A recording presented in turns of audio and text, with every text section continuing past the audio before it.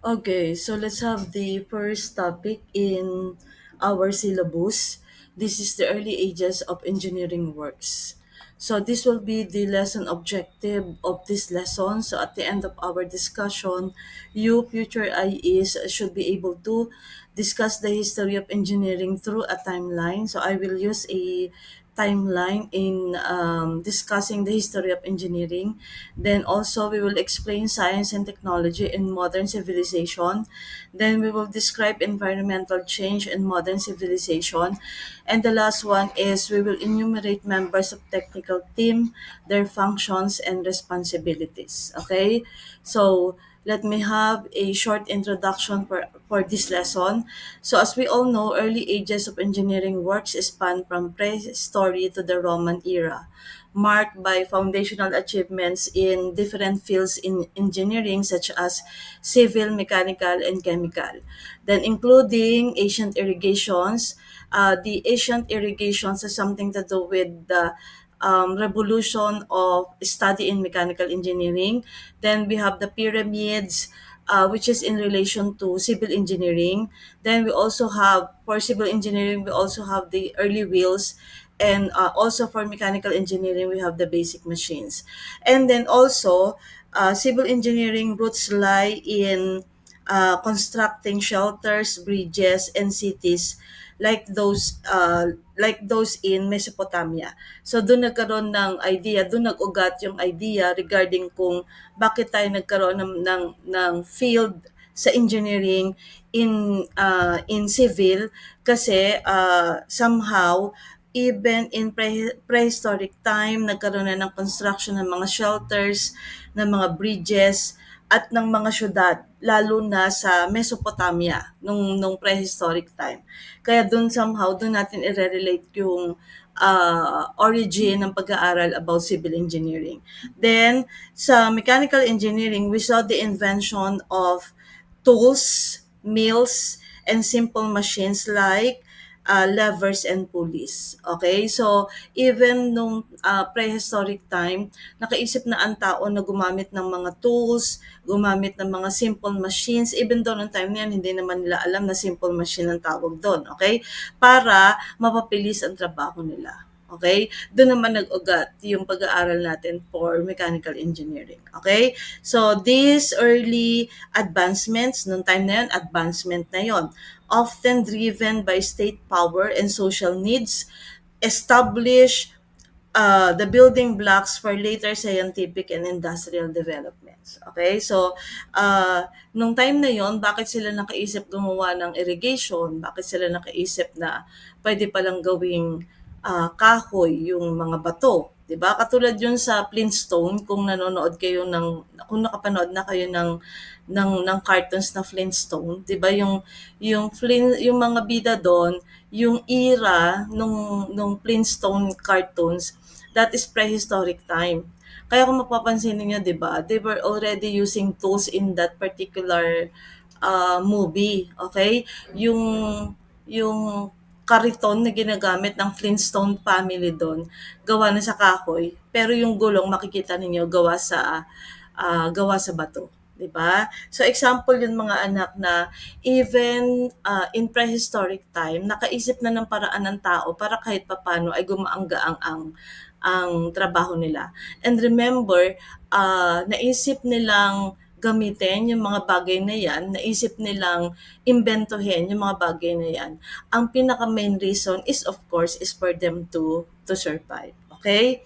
So somehow class, we have now the history of engineering. Again, I will use timeline in discussing this. So the history of engineering spans millennia. Okay? So ibig sabihin, inabot ng millennia ang pag-aaral about engineering. So evolving from basic tools, yung katulad ng nabanggit natin kanina, and structures to complex systems and technology. So early engineering focus on practical needs like irrigation, di ba?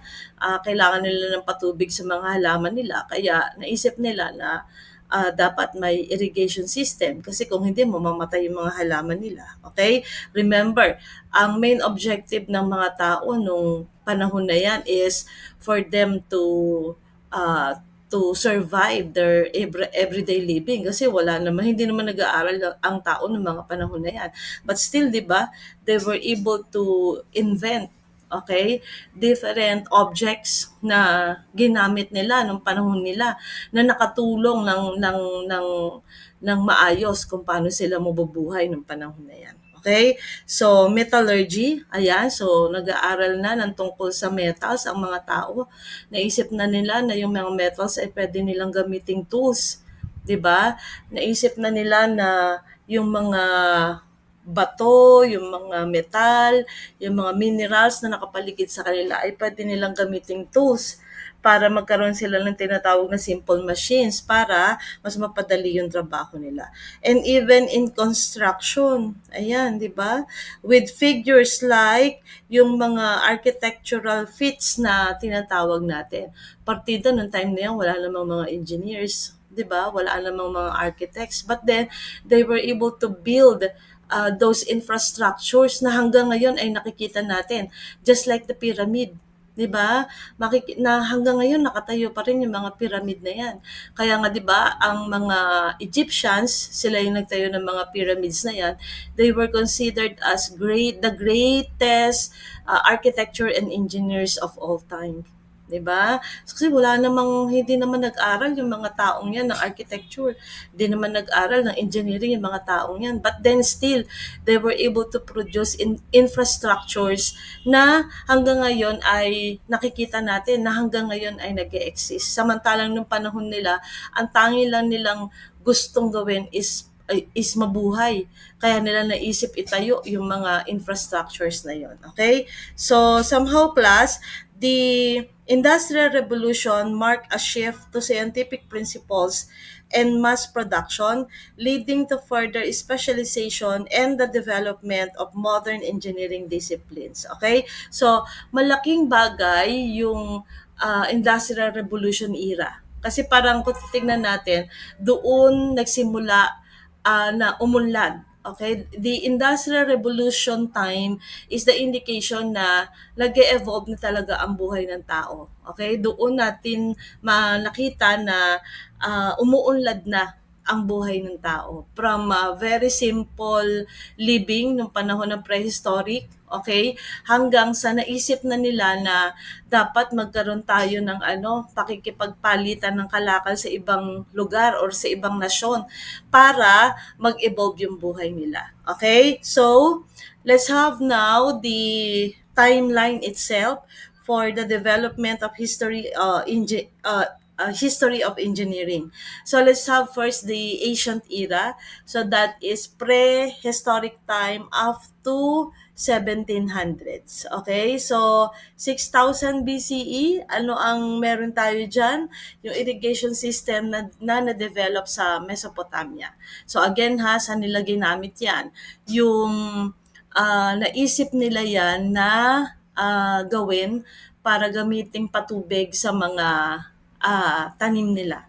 Kasi during that time mga anak, ang tanging ikinabubuhay lang ng mga tao is pagtatanim at saka panghuhuli ng mga hayop. Okay?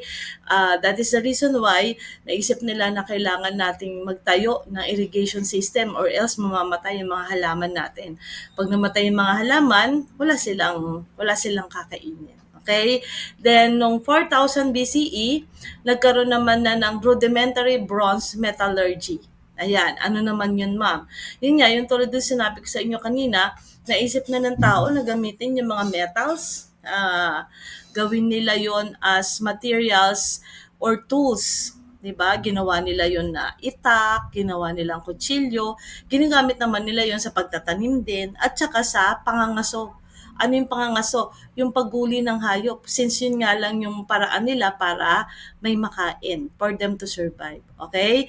Then, noong 2900 BCE, ayan, yung mga Egyptians ay nagtayo na ng mga pyramids. So, it gave birth to the development of study in infrastructure. Okay? Then, noong 3rd century BCE, ay nagkaroon na tayo ng mga pag-aaral ng mga scientists. Katulad niyan, noong 3rd century BCE, si Archimedes, he published already the Equilibrium of Planes. Ito yon mga anak. Ito yung illustration nung sinasabi na equilibrium of planes. Dito kasi class, 'di ba nga meron ng idea ang tao about infrastructures. Kasi nga 'di ba nakapagtayo na ng pyramid ang mga Egyptian. So sabi ni Archimedes, pwede nating i-weigh yung or i-balance yung mga objects, ayan, using the idea of equilibrium which he published in the book on the equilibrium of planes. Ayan, so naisip niya na since nagkakaroon na ng pagtatayo ng mga infrastructures, kailangan maisip na rin ng tao how to balance different objects or different things. Okay? Then, noong 1st century BCE, we have the Vitruvius documents, Roman engineering practices. Ayan, 'di ba? Ito kung nakita niyo na 'to, ito yung Vitruvius man na tinatawag natin. Ito ay drawing ni Leonardo da Vinci. Isa to sa mga work of arts ni Leonardo da Vinci na talagang nag-contribute ng malaki sa pag-aaral natin in physics as well as in mathematics. Ayan, okay? Then, noong 1638, si Galileo Galilei, ito siya, publishes dialogue concerning two new science, laying the groundwork for structural engineering. Ayan, so hindi lang sa paggawa or sa pag-aaral ng mga heavenly bodies nakilala si Galileo Galilei, as well as nakilala siya for groundworking sa mga structural engineering. Kaya meron tayong tinatawag na groundwork ngayon, 'di ba? Yung ground I forgot the term. Basta yung tungkol sa pag sinabi natin groundwork, it has something to do with laying infrastructures, yung paghuhukay ng mga lupa kasi magtatayo ng mga buildings. Ayan. So, galing yung kay Galileo Galilei. Okay? Then, eto lumabas na yung Hooke's Law ni Robert Hooke. Okay, which explains the elasticity of the materials. Since nagsisimula lang ang mag-aral ang tao na umimbento ng mga bagay-bagay na magagamit nila sa kanilang ikabubuhay. Okay? Then, ito, sino ba man hindi nakakakilala dito? We have Sir Isaac Newton way back 1687. So, he published already the fundamental laws of motion in his book Principia Mathematica, which alam naman natin na yung laws of motion ay isa sa pinaka-foundation ng pag-aaral natin sa physics because we were able to understand different things, different inventions were created after the idea of laws of motion. Okay? Then we have now, eto na, Industrial Revolution time. Ayan, okay? So, this is from 1760 to 1840. So, 1760, nagsimula yung Industrial Revolution. So, ano yung nangyari during the Industrial Revolution? Nagkaroon tayo ng transformation in terms of manufacturing and transportation. So, ibig sabihin, nag-start na ang taong makaisip na mag-manufacture ng iba't ibang bagay. Katulad ng textile. Isa yan sa mga unang naisip ng tao na i-manufacture. Naisip nila na yung mga bunga ng punong cotton, okay, ay pwede palang gawing tela. Ayan, kaya 'di ba up to now ginagawa natin 'yan. Yung mga cotton, yung mga bulak ay ginagawa nating tela. As well as yung mga metals, ayan, aside sa ginagawa na nilang simple machine, ginagawa na ring alahas ng mga tao during that time. Which is isa na rin 'yon sa produkto na ginagamit nila sa pakikipagkalakalan sa iba't ibang lugar. Okay? And also, sa Industrial Revolution, medyo nag-i-improve na yung means of transportation ng tao. Kaya somehow class, naging success din ang Industrial Revolution kasi during that time din talaga na-imbento yung iba't ibang klase ng mga sasakyan na ginagamit ng tao na para makapagdala ng kanilang kalakal papunta sa ibang lugar. Okay? So, 1784, nagkaroon na ng first mail coach operations. Ano yun, ma'am? Ito ayan, na-imbento na tong sasakyan na to parang kalesa siya. Ayan, wherein meron ng gulong na at tapos merong karwahe na hinihila ng mga kabayo. So ginamit nila yung mga kabayo as means of transportation. Ayan. So mas madali na nga naman na magpunta from one place to another kung meron ng masasakyan yung mga tao. Pero nung panahon na 'tong mga anak, syempre itong first male coach na tinatawag natin, malaking bagay na 'to sa kanila. Even though kung titignan natin, medyo 'di ba, mabagal pa rin 'yan compare sa klase ng mga sasakyan na meron tayo ngayon. Pero 'di ba, malaking tulong na 'yan nung panahon nila. Okay? Then, noong 1802, we have here the first working steamboat. Okay, eto 'yon. Ayan. So, naisip na ng tao na not only in land as well as in water ay pwede silang magkaroon ng means of transportation. So, aside doon sa mga bangka na naimbento na during the prehistoric time, ayan, nakaisip sila ng medyo mas mabilis-bilis na sasakyang pantubig na magagamit nila sa pakikipagkalakalan. At yun nga yung steamboat. Bakit ito tinatawag na steamboat? Ito, makikita ninyo bumubuga yan ng apoy, 'di ba? Kasi yung makina niyan ay umaandar sa pamamagitan ng init galing sa mga uling. Yan, kaya siya steamboat. Kung nakapanood na kayo ng Titanic, yung movie na Titanic, yung Titanic mismo is a steamboat. Kaya kung matatandaan ninyo, may scene doon na yung sa ilalim, makikita ninyo na yung mga pahinante ng barko, nilalagyan nila ng coal, ng uling, 'di ba? Yung pinaka machine nung barko. Kasi yung init na nanggagaling doon sa apoy, yun yung magpapaandar doon sa machine para magpapagana doon sa machine para tumakbo yung barko. Okay?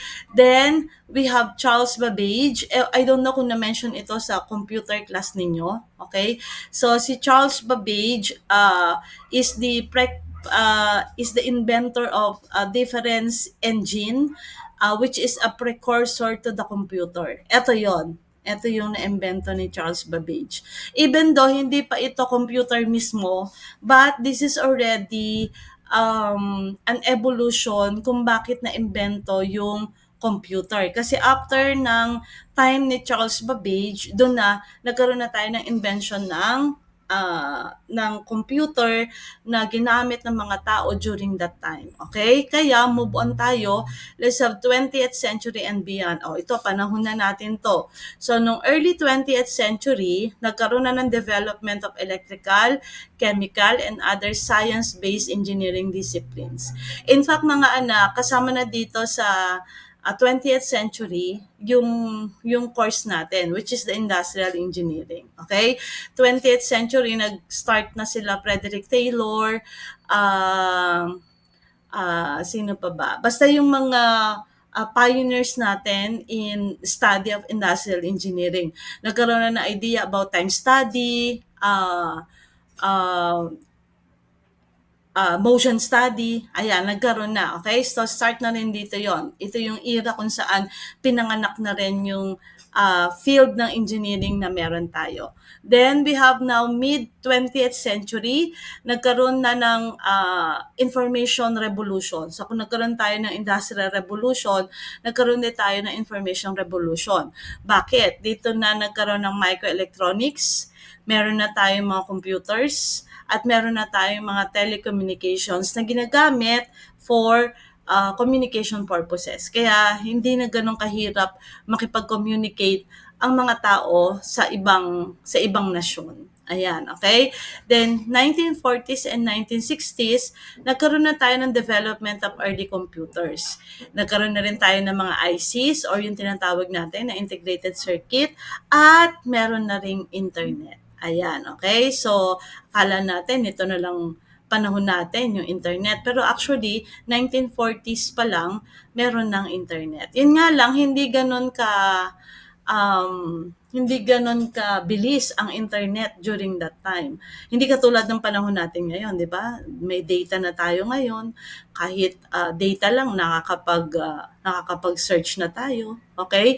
At saka noon, mahal talaga ang internet. Kaya hindi lahat ay nakakagamit ng internet. Hindi lahat nakakagamit ng computer. Kasi during that time, sobrang mahal ang mga computers. Okay? At saka mga anak, ang unang-unang design ng computer ay hindi maliit. Halos kasing laki siya ng isang ordinaryong size ng kwarto. Okay? Ganon siya kalaki. Kaya hindi lahat ay afford bumili ng computer during that time. Pero meron na. Meron na, okay? Tapos nagkaroon na lang tayo ng development sa computer, 'di ba? Sa panahon natin ngayon, ang computer paliitan na. 'Di ba? Even meron na tayong mga smartwatches, 'di ba?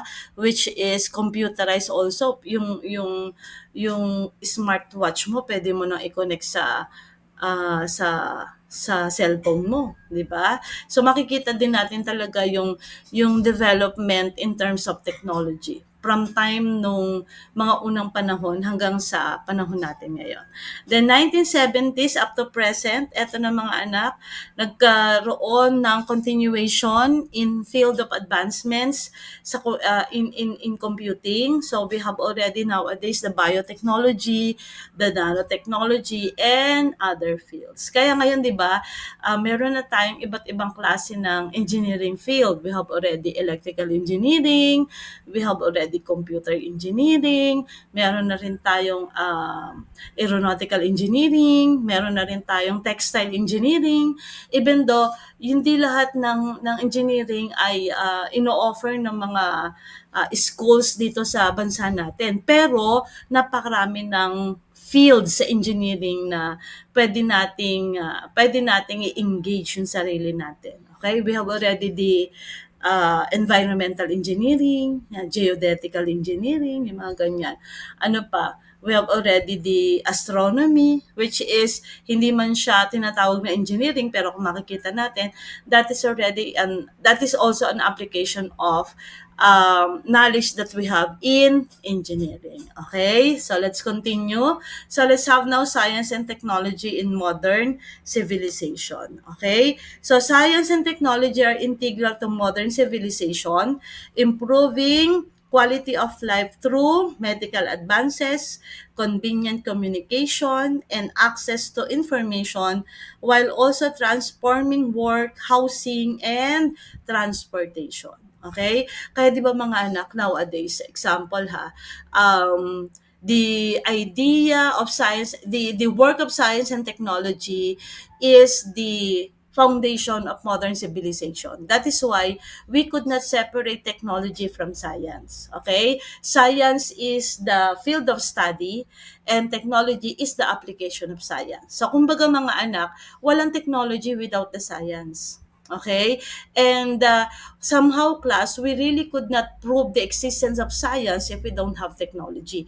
That's why they are always work hand in hand. So si science, katulong niya lagi si technology, okay, para magkaroon ng development, okay, sa buhay natin. Kaya meron tayong tinatawag na modern civilization. That is because of the works of science and technology. So ulitin ko si science ang field, si technology, okay, siya yung parang application nung science. Okay? We see science in its concrete example because of technology. Okay? So, because of modern civilization, makikita natin na nagkakaroon talaga ng improvement yung quality of life ng mga tao. 'Di ba? Nagkaroon na tayo ng advancement in terms of medicine. 'Di ba? Kaya nga nung nagkaroon ng COVID, makikita nyo naman, oo, medyo tumagal ang COVID, parang tumagal din siya ng almost 2 years, 'di ba? 2 to 3 years. And up to now, mga anak meron pa rin tayong virus. Pero makikita natin, ma'am, bakit hindi na tayo naapektuhan? Kasi, 'di ba, almost 99% ng tao ay nakakuha ng vaccine for anti-COVID. Kaya medyo hindi na tayo naapektuhan ng virus. Pero yung virus nandiyan pa rin. Sabi nga ng mga scientists, 'di ba, kasama na natin 'yan si coronavirus sa buhay natin. Ang dapat natin gawin is i-immune natin yung sarili natin. Kaya 'di ba nung panahon ng pandemic, talaga namang todo-todo ang paalala ng gobyerno na tayo ay magpabakuna, huwag tayong matakot, 'di ba? So that is an example of advancement in terms of medicine. At saka nga nowadays mga anak, 'di ba, we have already different machines na ginagamit natin for medicine. We have already the MRI, we have already the ECG, we have already the X-ray, 'di ba? At ngayon, 'di ba, napakadali ng tukuyin kung ano yung sakit ng tao. Even though ha, meron din tong backlog kumbaga. Okay? If we have medical advances, meron din naman tayong mga shortcomings in terms of medical advances. Example, hanggang ngayon naman wala pa rin nakikitang gamot sa cancer. 'Di ba? They were claiming na iyan ay puwedeng gawing gamot sa cancer, pero 'di ba, wala pa rin. Ang meron tayo is pahabain yung buhay ng isang cancer patient, pero wala talaga tayong particular na gamot pa kung paano mako-cure or paano mati-treat. Kasi iba yung treatment sa sa cure, okay? Pagka kasi treatment, pagagalingin ka talaga. Pagka kasi cure, tutulungan ka lang na hindi mo masyadong maramdaman yung sakit or tutulungan lang na pahabain yung buhay ng pasyente. Okay? Same thing as, di ba, hanggang ngayon wala pa naman talagang gamot sa AIDS. Okay? Pwede lang, tutulungan lang yung taong may AIDS na palakasin yung kanyang immunity para humaba yung kanyang buhay. Pero yung bacteria na meron ang isang taong may AIDS ay wala pa talagang lunas. Okay? Then also, we have already the convenient in communication sa panahon natin, di ba? We have already cellphones, di ba? We have already the messenger, 'di ba? We have already pag gusto mong tawagan yung isang tao, one click away. Kaya 'di ba maganda yung yung era natin ngayon kapag malayo yung mga mahal natin sa buhay, mabilis na natin silang nakakausap. Ayan, okay? Then we also have a different access in information, 'di ba? Example, we have already the Google, 'di ba? In fact, meron na tayong mga AI generating system na nakakatulong sa atin to access information. We have also transformation in terms of work, housing, and transportation, di ba? Uso na ngayon ang work from home setting. Di ba? Pwedeng halimbawa, sa 6 days in a week, pumapayag na yung ibang kumpanya, even though hindi naman lahat. Yung ibang kumpanya na 3 days kang work from home, then 3 days ipapasok mo sa office. Malaking bagay na yun, di ba? Then we have already development in terms of housing. Di ba? We have already condominiums, we have already uh, subdivisions, di ba? That is already an indication na nag-i-improve ang buhay ng tao. Hindi katulad nung prehistoric times, saan ba nakatira ang mga tao? Sa, 'di ba, sa nipa hut, ginagamit lang nila yung mga tuyong kawayan, ginagamit nilang bahay. Pero tayo ngayon, lahat ng klase ng model ng bahay, meron na tayo. And we have also the transportation. Nung panahon nung prehistoric time, yun nga, yung kalesa lang yung ginagamit nila. Pero sa panahon natin, we have already LRT, MRT dito sa Pilipinas. 'Di ba? We have already different models of cars. We have already different mass transportation system. We have the jeepneys, we have the tricycle, at saka ngayon, 'di ba, one click away pwede ka nang masundo using the Grab, using the Move It, using the InDrive, okay? That is already an example of life that we have in modern civilization, okay? But then, what are the key impacts of science and technology? So the first one, we have communication and information. So the internet and mobile phones have revolutionized global communication, okay? Allowing for instant information, sharing, and vastly improving business and educational efficiencies. Ayan, di ba? So example, kung biglang cancel ng klase, ayan. So, nakakausap ko pa rin kayo, di ba? Through our Google Classroom. Name-message ko pa rin yung inyong class rep, di ba? That is already an example of impact of science and technology in terms of communication and information. Nowadays, mga anak, hindi nyo na kailangan pumunta ng library. 'Di ba? Hindi katulad nung panahon ko, 'pag may assignment ako noon nung high school ako, even nung nasa college na ako, I have to go to the library pa. Eh, ang layo ng library sa bahay namin nung dalaga pa ako, nung bata pa ako. Kaya lang wala akong magawa, kailangan ko magpunta sa library or else wala akong maisasagot sa assignment ko. Hindi katulad ng panahon niyo ngayon, 'di ba? One click away, nandiyan si Google. Lahat ng information na kailangan niyo ay kaya niya nang ibigay. Okay? Then we have healthcare, advances in medical equipment and knowledge have led to better treatments and preventive measures. Kundi man kaya talagang pagalingin, 'di ba? Katulad ng nabanggit natin kanina, at least man lang ay mapahaba yung buhay ng pasyente. Okay? Then we have the industry and infrastructure. Technologies like the steam engine and the internet have powered industrial revolutions and made daily tasks easier and more convenient. 'Di ba? So, hindi na gano'n kahirap makipagkalakalan, 'di ba? Kasi meron na tayong different ways using technologies para madali tayong makipag-interact with other nations. Okay, example, 'di ba? Uso na ngayon ang importing tsaka exporting of goods. 'Di ba? Mag-uusap lang sa internet, makakapagbenta na tayo ng ating mga produkto, makakabili na tayo ng produktong gusto natin, 'di ba? Meron tayong mga online selling, 'di ba? All you have to do is to use your internet, 'di ba? So, yun yung sinasabi natin sa industrial infrastructure. Then we also have societal development. Science and technology contribute to addressing societal challenges in areas like education and justice and enable the establishment of new cultures and ways of life. Okay? Ngayon, tingnan nyo naman, napakadali na nating malaman ang balita. Napakadali na nating malaman yung mga nangyayari sa kapaligiran natin. That is because of the development in science and technology. That is already an impact for social development. Okay? Pero we have still the challenges and responsibilities na kinakaharap natin since we are already enjoying the benefits of having this technology in our life. Okay? So, what are the challenges and responsibilities since we are already in modern civilization applying the concepts of science and technology. So we have number one, ito yung environmental impact natin. Okay? So, increased industrialization and technological use have led to significant environmental problems. Yun nga lang, di ba?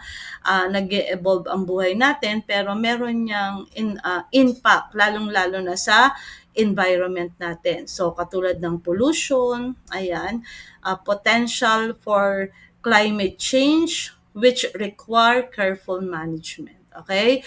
As we all know, we are facing the problem that we have for climate change, 'di ba? Kaya nowadays problema natin ang baha.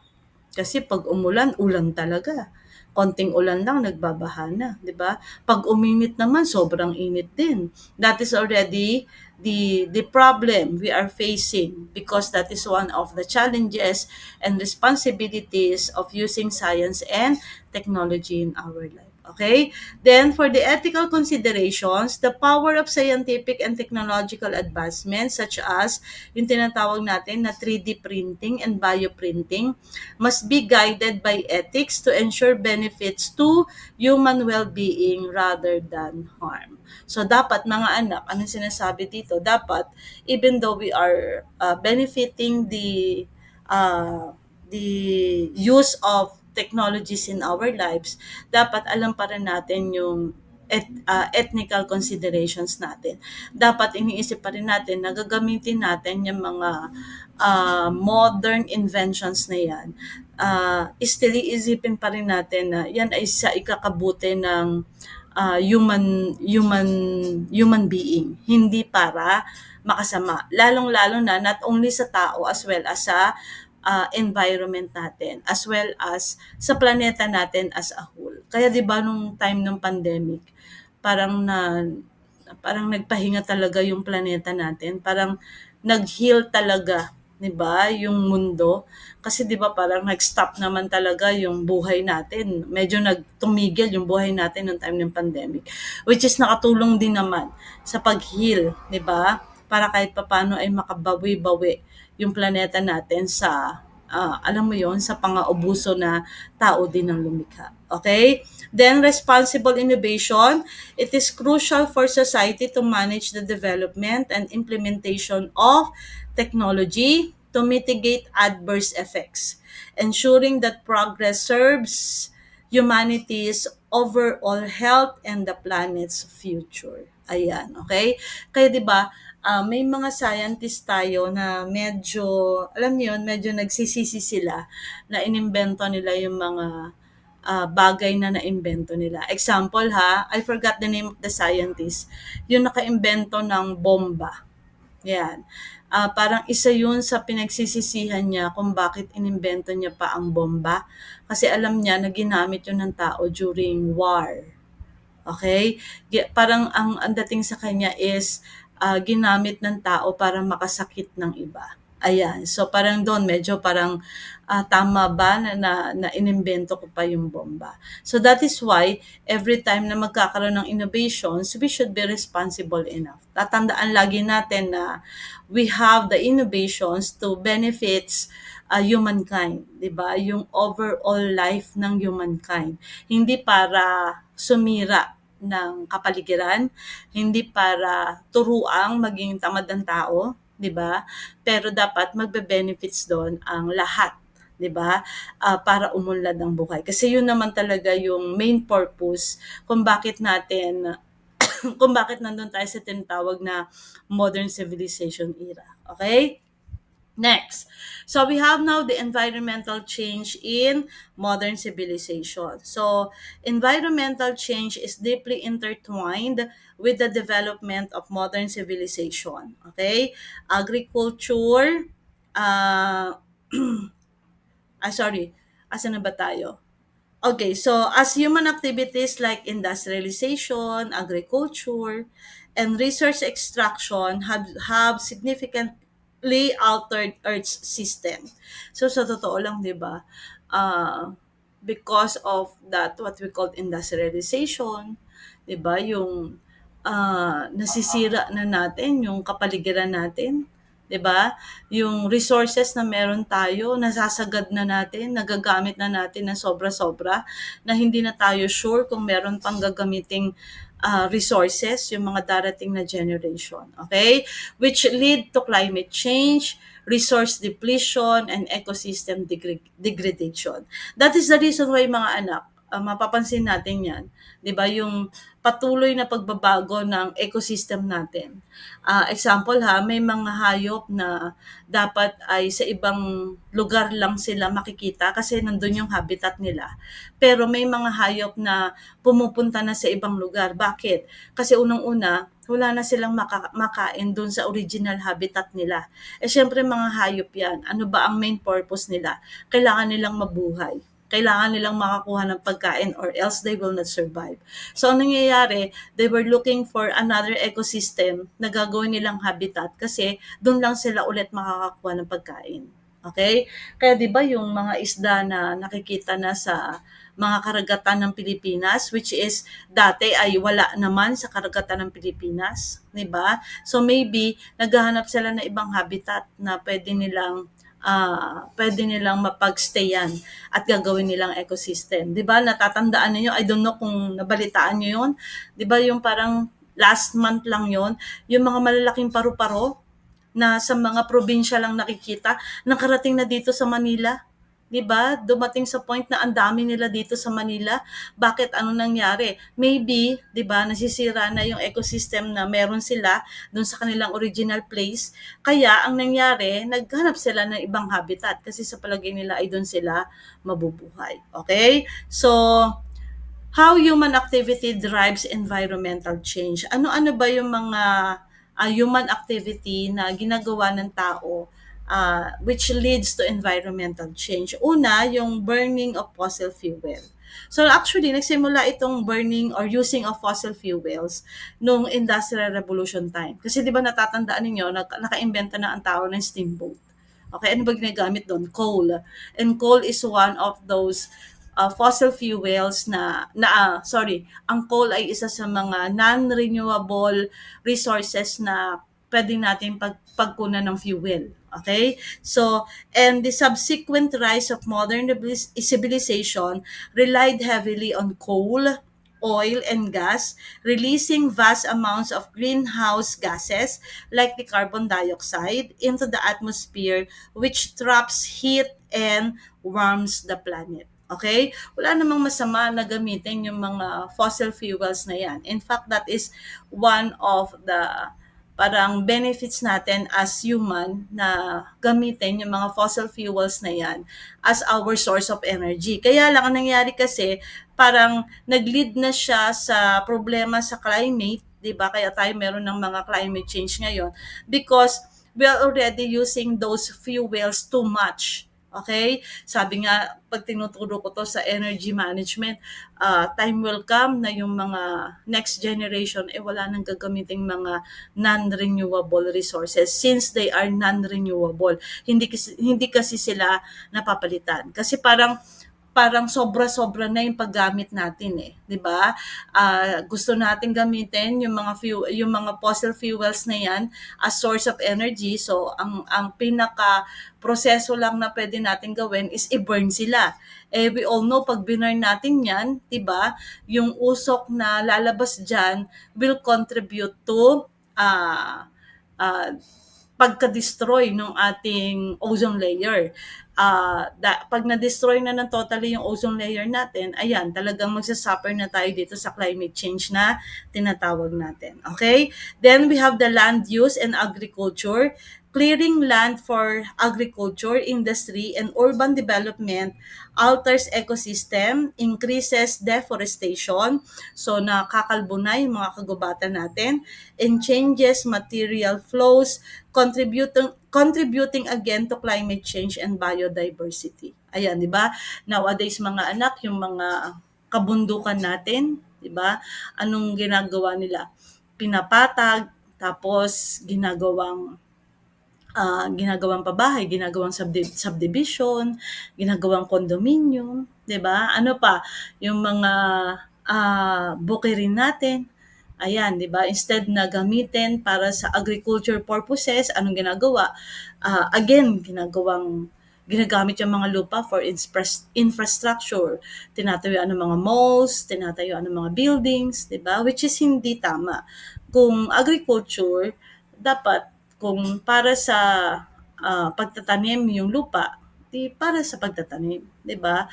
Meron naman mga lupa na talagang pwedeng pagtayuan ng mga infrastructure. Pero sana 'wag nang idamay ng tao, 'di ba? Yung mga taniman. Kasi remember, agricultural country tayo eh. Parang nawawalan na ng sense yung pagiging agricultural country natin kasi nga makikita natin na medyo, alam niyo yun, medyo lumalala na yung paggamit ng mga sakahan natin. Okay? Then we have the resource consumption.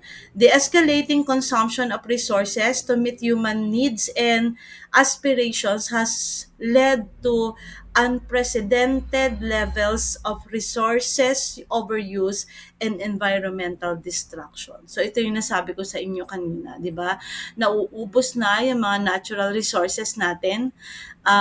It's because parang na-overuse na ng tao sa kagustuhan na umunlad pa ang buhay. So yan yung mga activities na tao din ang gumagawa kung bakit tayo nagkakaroon ng environmental change. Okay? So, ano ba yung consequence ng modern civilization? So, ito, alam na natin to. We have already the climate change and extreme weather. So, increased global temperatures lead to more intense heat waves. So, pag summer, sobrang init, di ba? Heavier rainfall, ayan, nararanasan natin yan ngayon. Stronger hurricanes, and more frequent and severe wildfires impacting human health and safety. Not only human health, pati yung buhay, 'di ba, ng mga hayop sa kagubatan nasa-sacrifice na rin. Kasi every time nagkakaroon ng wildfire or yung pagkasunog ng mga kagubatan, 'di ba? Sino ba na unang-una naapektuhan? Siyempre, yung mga hayop na nakatira sa kagubatan. Then we have the food and water insecurity. So climate-driven impacts combined with other pressures like pandemics, yung naranasan dati natin, threaten the availability of food and fresh water, increasing the risk of widespread food and water crisis. Okay? 'Di ba? Alam natin ngayon 'yan. Maswerte tayo dito sa Manila at meron tayong malinis na tubig na naiinom. Pero hindi lahat, 'di ba? Hindi buong bansa natin ay safe yung tubig na iniinom nila. 'Di ba? Meron talagang mga probinsya na they were buying even water para lang may mainom sila ng malinis na at maayos na tubig. Okay? As well as nagkakaroon na rin tayo ng scarcity sa food. 'Di ba? Madami na sa ating mga kababayan na wala nang makain. Ayan, kaya mga anak ha, huwag kayong magsasayang ng pagkain. Isipin niyo na lang, hindi lahat ay nakakakain. 'Di ba? Hindi lahat ay may pagkain sa hapagkainan na pwede nilang pagsalu-saluhan. Then we have displacement and conflict. Environmental changes such as sea level rise and resource scarcity, yung pagkaubos ng resources natin, can displace populations and intensify conflicts over dwindling resources. So example nito mga anak, bakit dumadami ang tao dito sa Metro Manila? Kasi 'di ba, sa totoo lang din naman kasi mas malaki talaga ang pasweldo dito sa Metro Manila. Malaki ang ano natin compare sa rate sa probinsya. Mas malaki ang rate dito sa Manila, pero hindi din gano'n kalaki, 'di ba? 'Yun din kasi minsan yung hindi naiisip ng mga tao na patuloy na nakikipagsapalaran dito sa Manila, okay? Isa pa, sa totoo lang, marami din naman talagang opportunity dito sa Manila kung masipag ka, 'di ba? Pero kung titingnan natin class, even sa mga provinces nila, puwede naman silang, mabuhay doon. They don't have to be here in Manila, 'di ba? Makipagsiksikan ka pa dito sa Manila para lang magkaroon ka ng magandang trabaho. Puwede naman 'di ba kung masipag ka, puwede ka naman magtanim sa likod bahay mo. Puwede kang mag-alaga ng mga hayop, 'di ba? So yung displacement na tinatawag natin, ayan yung mga kababayan natin na galing na probinsya, na lumuluwas pa dito sa Manila para lang makakita ng trabaho, 'di ba? And ano yung conflict do'n? Unang-una sumisikip tayo dito sa Manila. 'Di ba? Sumisikip tayo dito sa Manila, nakikita natin ang dami na ngayon ng mga yung alam niyo 'yun, yung nagiging, alam niyo 'yun, yung nagiging palaboy sa kalsada. That is already a conflict, 'di ba? Samantalang meron naman silang kahit papaano maayos na bahay sa probinsya, pero nakikipagsapalaran pa rin sila dito sa Manila, okay? Then we have the health impacts, change in weather patterns and the spread of vector-borne disease due to expanding geographic ranges of pets pose significantly health risks to human population. Ayan, okay? So example nito ha, yung pamilyar tayo. 'Di ba? Ang problema natin ngayon is leptospirosis. 'Di ba? Yun yung isa sa ah, downfall ng pagkakaroon ng climate change. Ang dami ngayong nagsasuffer sa leptospirosis. In fact, yung mga hospital sa Manila, dito sa buong Kamaynilaan ay medyo nahihirapan na silang i-admit yung mga taong merong leptospirosis. Bakit saan ba natin nakukuha yon? Di ba we all know that is because of waste ng daga. Humahalo sa tubig, humahalo sa mga tubig baha, which is nilalakaran natin yung mga tubig baha kaya hindi naiiwasan na nakukuha natin yung sakit.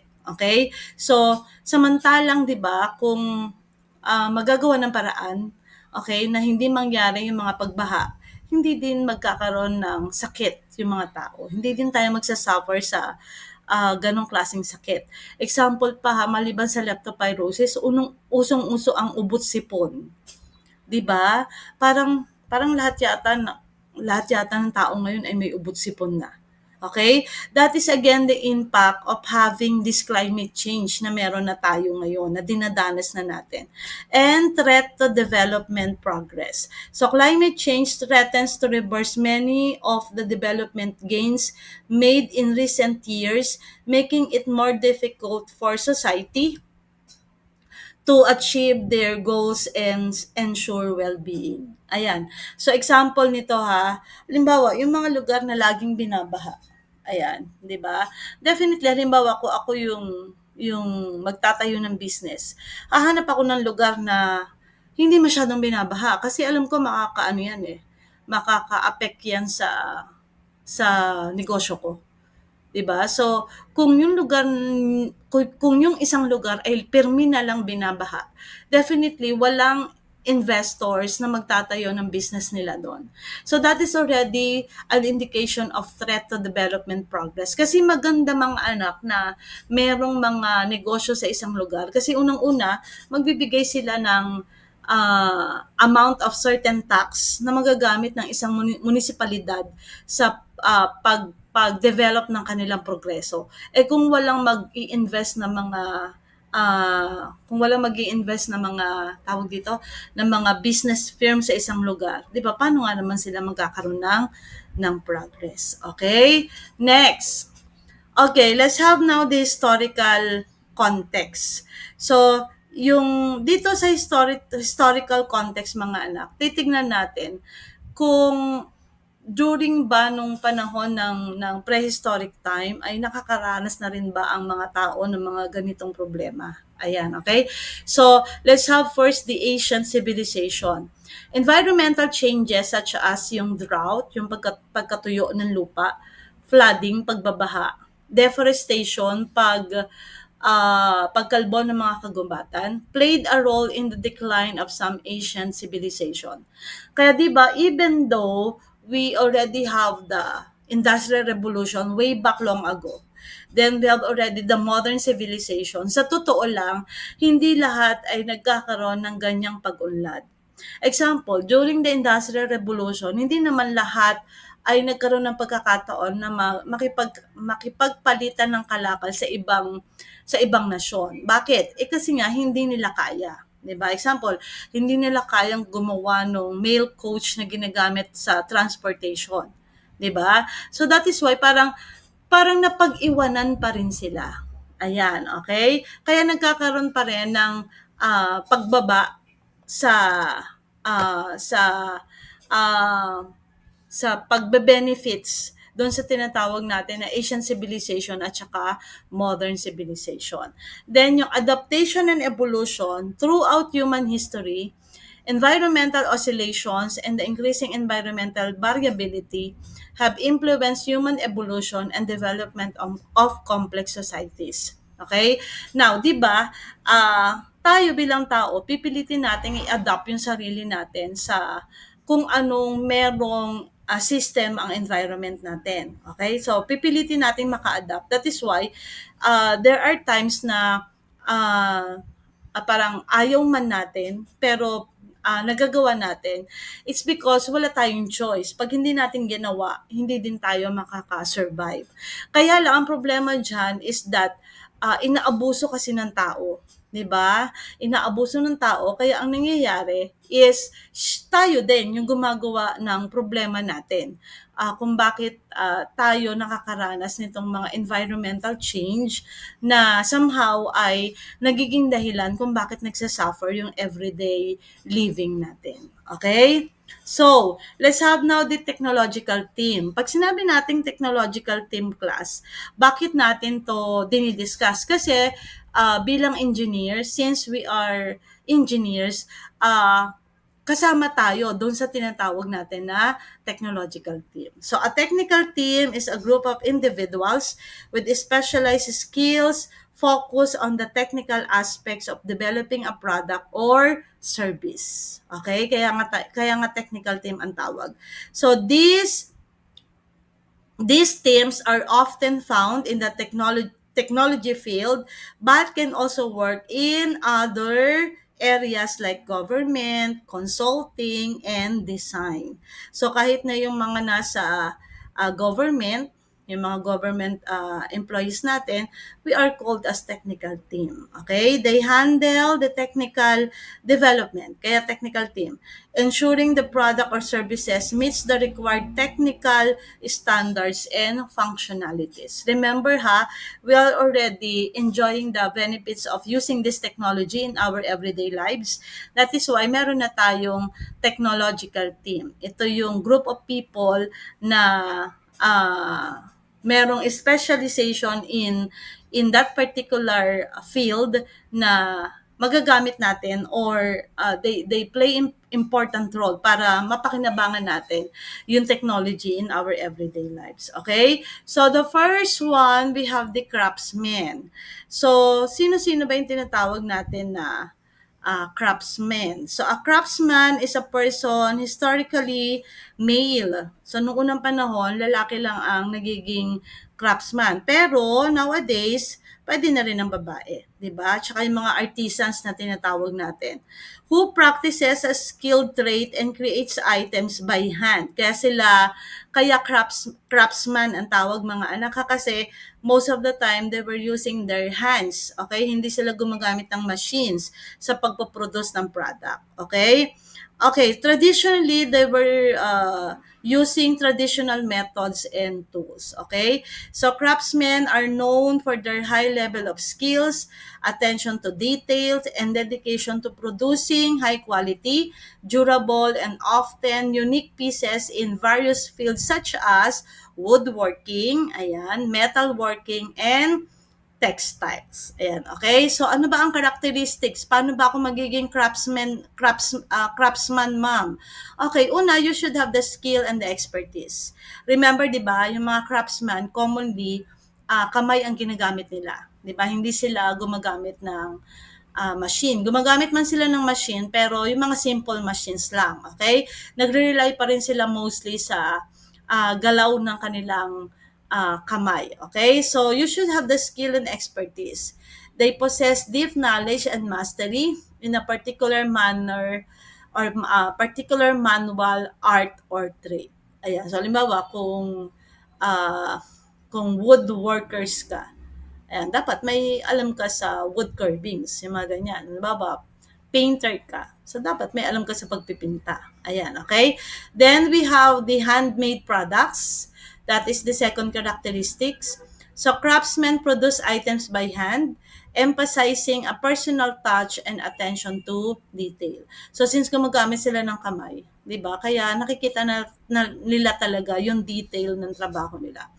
Then, ito yung traditional methods So remember, kapag craftsman ka, dahil nga gumagamit ka ng kamay, you apply most of the time the traditional method. So many craftsmen use and preserve traditional techniques and tools in their works. Okay? So, hindi dahil sa ayaw nilang gumamit ng technology, pero 'di ba, being a craftsman, kailangan mo talagang gumamit ng traditional method. Now, quality and durability. Their products are typically of high quality and built to last. Tumatagal, okay? Kasi nga gawa sa kamay. So matibay. Then also, they have the attention to detail. So medyo meticulous yung mga craftsmen natin. Meticulous approach to every aspect of the creation process is a hallmark of their work. Ayan, so medyo meticulosa sila. Workshop or studios. They often work in small independent workshop or studios. Ayan, kaya 'di ba yung mga painters natin. Ayan, 'di ba? Meron silang ginagamit na studio kung saan doon sila most of the time nag-i-stay kasi doon sila nagtatrabaho. Ayan, okay? So, example ng mga craftsmen natin, yung mga woodworkers natin, yung mga gumagawa ng mga customized furniture, gumagawa ng mga customized na cabinet, at saka yung iba pang wooden items. Pagka naman metal workers, sila yung mga blacksmiths, mga goldsmiths. silversmiths who shape and form metal into various objects. Pagka naman textile artists, sila yung mga nagwe-weave, nagtatahi, nag-embroider to create clothing and other fabric-based items. Ayan, 'di ba sa Laguna marami tayong mga textile artists, 'di ba? Up to now sa Laguna, meron dong mga group of people na ang trabaho is mag-embroider or magburda. Yan, okay? Then we have the masons and stone workers. So sila naman yung gumagamit ng mga chisels at saka ibang tools to work with stone. Ayan. Then we have yung mga sculptors and painters. Sila yung mga artists who create works of art with skill and manual arts. Ayan, okay? So, yung mga sculptors, yun yung mga ano ba tawag dito? Parang humuhubog ng shape using woods, 'di ba? Pagka naman painters, yung mga nagpipinta. Yan, okay? Then we have now the technicians. Ayan. So, technicians are skilled professionals who apply theoretical principles and practical knowledge to operate, maintain, diagnose, and repair complex equipment, systems, and machinery across various fields, including technology, engineering, and medicine. Okay, so they perform specialized tasks such as installations, troubleshooting, and routine maintenance, ensuring the technical system functions efficiently and safely. So commonly sila yung nasa technical aspect ng isang kumpanya or ng isang organization. So ano yung kanilang key responsibilities? Una, sa operation and maintenance. So commonly, mga technicians natin, sila yung nag-ooperate ng mga specialized equipment and they have to ensure na yung particular equipment na yon will function correctly and efficiently. Okay? Then, diagnosed and repair. So, pag may problema, sila yung commonly na tumitingin, nagda-diagnose kung ano yung problema. At the same time, sila na rin yung nagre-repair. Okay? So, they identify and troubleshoot problems with complex systems. Then, then perform repairs of or replace faulty equipment. Okay? So, for a while mga anak, i-charge ko lang yung aking cellphone ha, for a while.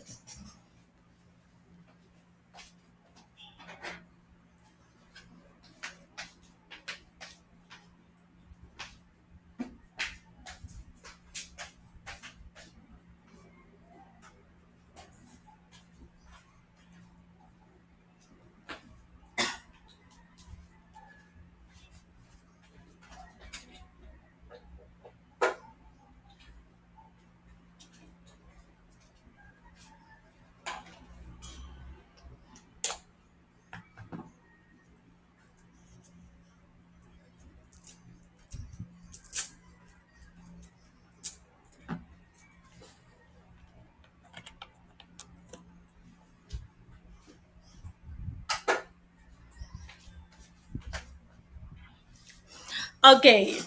Then also, they are responsible for installation and setup.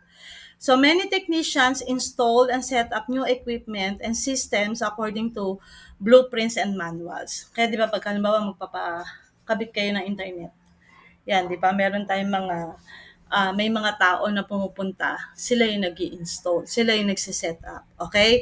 So, mga technicians yon. Then, we have testing and calibration. Okay? So, they conduct routine tests and calibrate equipment to ensure accuracy and safety. Kaya 'di ba? I don't know kung nararanasan niyo 'yan. From time to time may mga pumupuntang tao sa inyo. Halimbawa, taga Converge, taga PLDT, taga Globe, 'di ba? Para lang ma-ensure nila na nagpa-function properly yung wifi natin, for example, 'di ba? Para alam nila na napo-provide pa rin nila yung service na ino-offer nila. Then, pwede din yung mga liaison and documentation. So, technicians may work with suppliers and clients, review technical manuals, and document their work. Okay? So, example tayo sa RTO, meron tayong mga liaison officers dyan. Kaya halimbawa, may document na kailangan dalhin sa ibang university halimbawa. Okay? So, yung mga liaison officers, sila na mismo yung nagdadala ng document papunta dun sa other offices na in relation sa operation ng isang company. Ayan. So, masarap maging liaison officer kasi layas ka ng layas. Kaya daw yan liaison. Kasi you'll be the one responsible in delivering the messages through documents doon sa mga other companies na may kinalaman sa operation ng inyong kumpanya. Okay? Then we have the types of technicians. So meron tayong mga medical technicians. Sila yung mga laboratory technicians, sila yung mga x-ray technicians, veterinary technicians, at saka yung mga pharmacy technicians. Ayan, okay? Kaya mga anak, halimbawa, nagpa-x-ray kayo. Yung nag-conduct ng x-ray mismo, siya yung x-ray technicians, pero hindi siya yung bumabasa ng resulta ng x-ray mo. Doktor pa rin ang bumabasa nung resulta ng x-ray. Sila lang yung nagko-conduct or sila lang yung kumukuha ng x-ray mo. Okay? So, kasi hindi naman sila doktor, x-ray technician sila. So still they don't have the right na magbasa ng resulta. Okay? Then we have also the technology. In terms of technology, di ba meron tayong tinatawag na computer technicians, electronics technicians, yung mga broadcast and sound engineers. Ayan, okay? So they are on the technology side. Engineering and trades, meron tayong mga electrical technicians, okay? Automotive service technicians, yung mga mekaniko, 'di ba? Industrial engineering technicians, at saka meron din tayong mga civil engineering technicians. Sa civil engineering technicians, commonly sila yung mga draftsmen, okay? Yung gumagawa sila ng plano, pero they don't have the right na pumirma ng plano. Parang ganon. Still, yung civil engineer, siya pa rin yung pipirma sa plano. Okay? So, katulong lang siya ng civil engineer na gumawa ng plano. Then, we have the maintenance. Yung mga maintenance technicians natin, sila yung nag-handle ng repair, okay? And upkeep in various facilities. Kaya nga maintenance ang tawag sa kanila. Kaya, minsan makikita ninyo may mga, 'di ba sa RTU may mga tumitingin ng mga electric pan natin, tumitingin ng mga ilaw natin, sila yung maintenance ng school natin. Okay? So, what are the skills and qualifications of being a technician? Una, practical skills. They should be proficient in specific technical skills and techniques in central to the role. Okay, so halimbawa, kung computer technician ka, you should have the skills how to repair computers, 'di ba? Kung electrician ka, halimbawa, you should have the skills how to repair electrical connections, okay? Then, theoretical knowledge, a strong understanding of the underlying theoretical principles of their field is also necessary. Kaya mga anak, graduate din yung mga technicians natin. Mga degree holders din yung mga technicians natin. In short, nag-aral din sila. Okay? Educational pathways. Some positions may require a high school diploma, while others may require an associate or bachelor's degree. So, yung mga high school graduates natin, ayan, pwede silang maging technicians. Lalo na nowadays, 'di ba, sa panahon ninyo meron ng senior high school, 'di ba? So kahit hindi ka muna mag-college, 'di ba? Minsan tinatanggap na rin ng mga kumpanya yung mga senior high school graduates natin as technicians. Basta may knowledge, basta may alam doon sa trabaho, pwede naman tayong mag-apply as technicians. Hindi naman kailangan na laging bachelor's degree, 'di ba? Hindi naman kailangan na laging may college diploma. Minsan kahit yung mga associate degrees ay tinatanggap na rin. Okay? Ano yung associate degrees? Yung mga 2-year course na tinatawag natin. Okay? Then, professional development, ongoing training, and education are often pursued to keep up with industry advancements. Okay? Kasi halimbawa, medyo matagal ka nang nakagraduate, kailangan meron ka ring professional advancement na tinatawag natin. You should also attend seminars, trainings, para updated pa rin yung knowledge na meron ka. Remember, ano ka nga 'di ba? Technical team ka nga. Kasama ka nga sa technical team. Okay, eto na tayo. We have the engineers. So an engineer is a professional who applies the principles of science, math, and engineering design process to design, build, and improve structures, machines, systems, and processes, often by solving complex problems in fields like civil, mechanical, electrical, software, or even industrial engineering. Okay? So ano ba yung key aspect ng roles ng isang engineer? We are problem solver. Tandaan niyo yan ha. Engineers identify problems and develop innovative solutions. So tayo bilang industrial engineer, commonly, halimbawa sa production, ayan, pag may problema sa production, since tayo ay IE, isa tayo sa iisip kung paano natin isosolve yung existing problem. Okay? Then we have also design and creation. They design and construct new tools, new systems, and structures. Okay? So, halimbawa sa production, tas IE tayo, we have to think of new way para mas mapadali yung flow ng production. O, example yon sa isang industrial engineer. Then application of scientific principles, engineering relies heavily on natural science and mathematics to understand how things work and how to improve them. Ayan, okay? So, hindi totoo na tayo ay bookish tulad ng sinasabi nung isang vlogger, nung isang anong mag-asawa na contractor, 'di ba? Hindi totoong bookish tayo. Bookish tayo kasi in such a way na where we have to apply scientific knowledge that we gained nung nag-aaral tayo. Kasi doon nakarely yung magiging trabaho natin. Okay? So, kaya 'di ba, hindi ka pwedeng maging engineer kung hindi ka engineering graduate kasi you don't have the knowledge eh. 'Di ba? Paano ka mag-a-apply ng scientific principles if you don't have the knowledge, okay? Then we are also innovator. We constantly work to create and improve existing technologies to better serve society. Okay? Kaya ngayon mga anak, example ha, since IE tayo, yung time study na tinatawag natin, hindi na lang stopwatch yung ginagamit natin. Meron ng mga technological advancement na ginagamit sa pag-conduct ng time study. And professionalism. Okay, we are professionals. Engineers are skilled professionals who ensure that their projects meet safety standards and regulatory requirements. Sa bansa natin, mga anak, nire-require ang license ng isang engineer. Kasi may mga bansa na ah, may mga bansa na hindi nagre-require ng license kapag engineer ka. Pero tayo sa bansa natin, ang mga companies kapag engineering field at engineer ang applyan mo, nagre-require talaga sila ng license. Tayong IE, wala kasi tayong board exam, but we have the exam for us to become CIE or PIE. So, kailangan natin kunin yun, di ba? Kasi, kumbaga, yung mga certifications na yun, yun yung magpapatunay na tayo ay in relation in that particular field. So, yung mga license ng mga civil engineers, ng mga electronics engineers, ng mga electrical engineers, yun yung ginagamit nilang patunay that they have the knowledge that they can work in that particular field.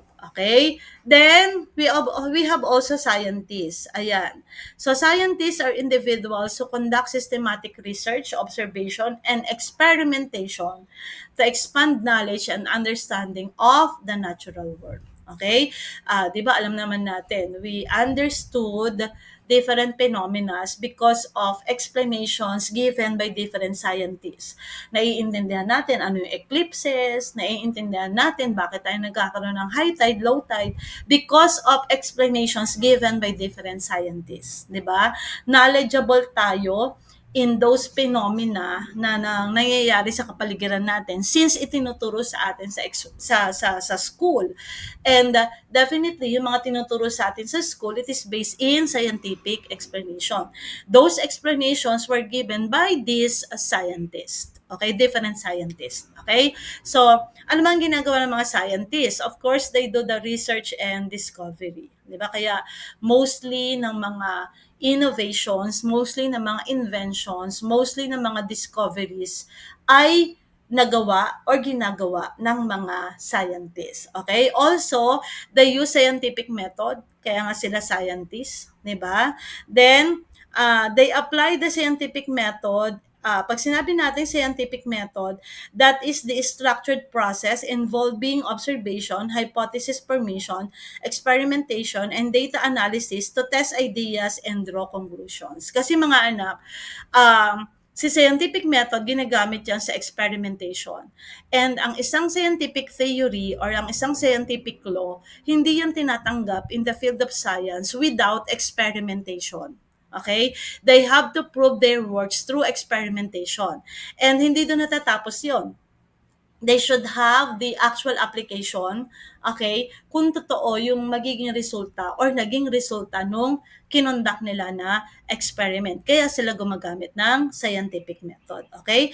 Then, it should be evidence-based conclusions. Ano ibig sabihin nun? Scientists rely on evidence and rigorous methodology to form conclusions about the natural world. Okay, so hindi pwedeng hearsays lang.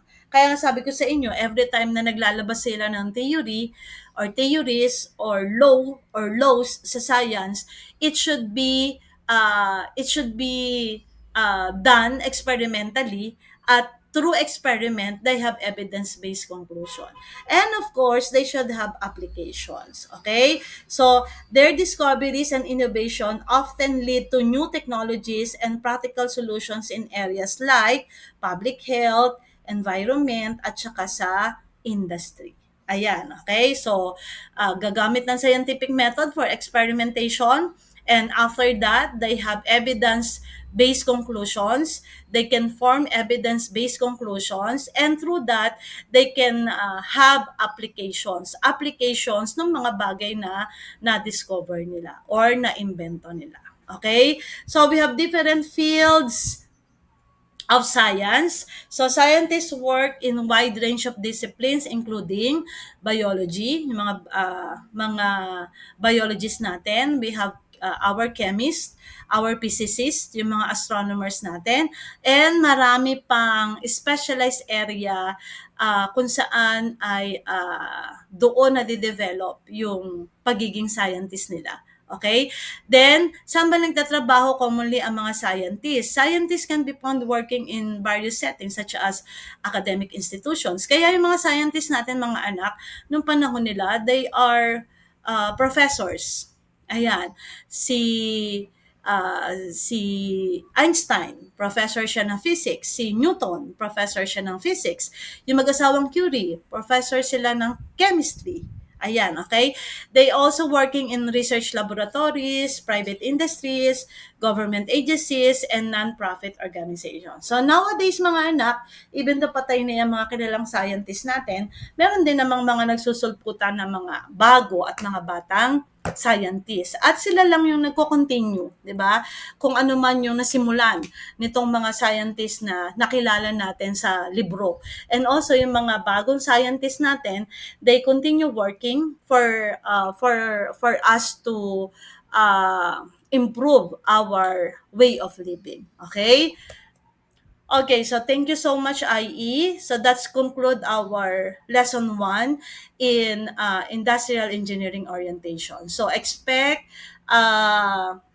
you will have long test number 1 sa next meeting natin. Okay? Thank you so much.